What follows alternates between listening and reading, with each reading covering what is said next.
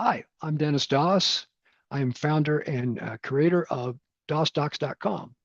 Uh, got some pretty exciting things I'd like to talk to you about today in what we call DossDocs 2.0. Uh, a big change, both, first of all, in speed and efficiency of entry. One of the complaints we sometimes hear is that I'm tired of typing my name and my address into your loan documents. Well, now we've created, a process by which you can store 100 bits of information that you use over and over again from loan file to loan file, like your name, your address, your license number, your favorite escrow companies, your favorite title companies, all that stuff is stored. So that's pretty cool. Uh, Secondly, there's been some substantive changes to a couple of really, really important forms, the certificate of business purpose and the declaration of non-owner occupancy that I wrote probably 30 years ago. I found that, some of those are not being completed correctly. A lot of brokers are closing loans without them being completed correctly. So I've attempted to try to reformat the way those are done. And so you're going to see that. We have a new compliance report feature that I'm going to show you that's going to be pretty cool. It gives you some information about whether your loan is usurious within late charge parameters, and it gives you a summary of investor yield and some of the things you're going to see in just a minute. And then lastly, we now have support for IRAs as borrowers. You've always had them as lenders. I got that as investors, but how about making loans to IRA borrowers who buy rental property? That's now permitted under the IRS rules. So we're going to cover that as well. So let's dive into it. Now, you've got the choice now on DOSDocs 2.0 to either do it like you've always done, no changes, you don't enter your name, address, all that stuff again, or use MyPortal. MyPortal is pretty cool in that it allows you to store repetitive information.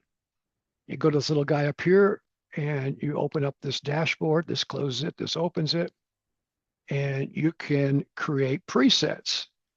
And pretty significant. You can store lender information, broker information, title information, loan features, and you can third-party fees that you typically see, like a doc prep fee, for instance, here. Lender fees, if you're a direct lender and you've got certain processing fees you charge on every file, you can put those in. You don't have to re-input them. Broker fees, if you're a broker and you've got your goodie fees here, you can put all those in, and they're your default fees and servicing fees. And the system allows you to add as many people as you want in your brokers, your title companies, your escrows. You can just add them until you've got them all listed, and you never have to put that information in again. And the good thing is that once you've done that, you can you can create a new workflow using those presets, and you can use any of our workflows. If you're going to create a business purpose set of documents, it's going to ask you a couple more informations, but put the borrower name, the address of the property, the loan number, a couple of bits of information, and then next we'll push it right into a workflow and you hit the ground running. There's about 400 questions in our workflow. This completes 25% of them, and the ones that are repetitive. Of course, there's no way that we can, unless you have a loan origination system, that we can capture the borrower name and all that other stuff. So that's going to be really cool. The other thing that's about it is you can see all of your workflows in one place. You can click on this it's a continuation URL, takes you right back to where you were when you left off. You can see your documents, you can see the workflow, and you have the ability now to duplicate a workflow. So if you made a loan to borrower Kelly Smith here, and you may want to make another loan to Kelly Smith, you don't have to re-input Kelly Smith's information. You can just duplicate it, and you're off to the races. So it's a real time saver in creating loan documents. So secondly, we have we made some changes to the early disclosures, mainly by adding a newly revamped certificate of business purpose. So normally we give that at closing, right? But now we're also going to ask you to get that early in the early disclosure process. Under DRE rules, you're required to give a disclosures within 3 business days of receipt of a loan application. Well, Why not, make this an opportunity to also collect a certificate from the borrower as the business purpose of loan. So we're going to cover this form a little bit more in the final version of it. And the declaration of non-owner occupancy has been beefed up, making it rubbing in their face. My principal residence is here. It's not the collateral. I have no intention of making the collateral my home. So there's some big changes there. So I think you'll have a second set of declarations that are completed. The reason why these are now pre-populated is I'm going to ask you, what are the purposes of the loan, and how much of the purpose is how much of the loan is allocated to each purpose, and it's going to populate that. We found that people were just not filling this out, and brokers either had to go back and try to coax them to write it in, which was not good, or they just closed without it being complete and let them self-exposed to litigation. Not cool. So if you ask the borrower what are the purposes and you collect those amounts, you'll see that we have it here, and we're going to have it in our final docs. Let's take a quick, here's the compliance overview. Notice we've created kind of some statistical information about the loan. Like here's the lender's soft fees, the life of the loan lender yield. This is how much money the lender is going to get from the life of the loan if it went to maturity in terms of soft fees plus interest. The lender life of loan annual yield.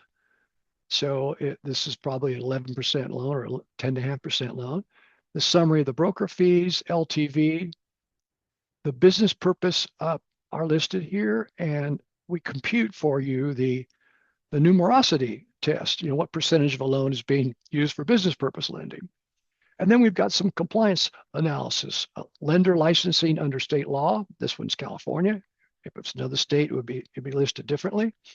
The broker licensing, late charge percentage, late charge grace period, is that okay? And does it appear to be exempt under state usury law? So that will output. It's not going to output with the loan documents, but as a separate piece of paper that you have for your file. It's not going to be something you share with the borrower. You could share it with your investor. You can share it internally, but it's going to be a separate standalone document. Then looking at our final loan documents, we've got a little bit different look to them. Hopefully it's a little easier to read. Created some kind of new formatting. We also, which I think is pretty cool, we now can do some computations for you. If you tell us the document date, we're going to tell you when the first payment is. So you're not going to have to think forward, okay, if I'm closing the loan today in October, when's my first payment due? We compute that for you. We're not even going to ask you that question. We're also going to compute for you when the balloon is due. So you don't have to count to fingers and toes to come up with that number or that date. We also compute for you the monthly payment on an interest-only loan and the balloon payment. And lastly, we're also going to compute for you the guaranteed interest, so you don't have to do that math while you're doing a workflow. Then we summarize the total of the lender fees, the total of the borrower fees. Then let's take a look at, on a substantive basis, the new final certificate of business purpose. Again, this represents years and years of thought. So we've emphasized the nature of it being a certification under penalty of perjury, that everything in here is true, that no one has coaxed the borrower to give this information. Again, penalty of perjury, and we get them to initial. I think we can accomplish that. I put some big red markers here, initial here, that the first is to purchase inventory for a bicycle business and prepaid store rent and the amount. They've got an initial there. I think we can get that accomplished without a lot of pushback and a lot of delays, and with a lot of loans being closed without anything on these forms, which unfortunately I see too often. The declaration of non-owner occupancy, again, right in your face. This is my principal residence. I'm going to initial right there confirming that. And I'm going to initial right here confirming that the property that secures this loan is not my principal residence. And I have no intention of making it my principal residence. And no one told me to say this. So hopefully that's going to improve your compliance on the those two documents, which are pretty important to our business. Lastly, we have support for IRA borrowers under the rules of IRS. IRAs are now self-directed IRAs are allowed to invest as borrowers and buyers of real estate. You've always had them as investors in your mortgages, but now you're going to have them as borrowers and buying rental property. Of course, they're not going to be buying homes with, they're going to be buying rental property. These are all going to be business purpose loans. So the IRS rules require those loans be non-recourse.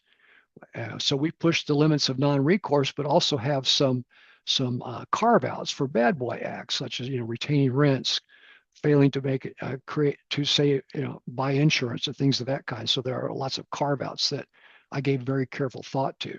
So if you answer the question, it's going to be an IRA loan. It's going to pre-populate those non-recourse provisions. So as you can see, some pretty significant changes. Again, thanks for listening, Pete. Thanks for the feedback. Continue to give us feedback so we can improve the program even more. And happy lending.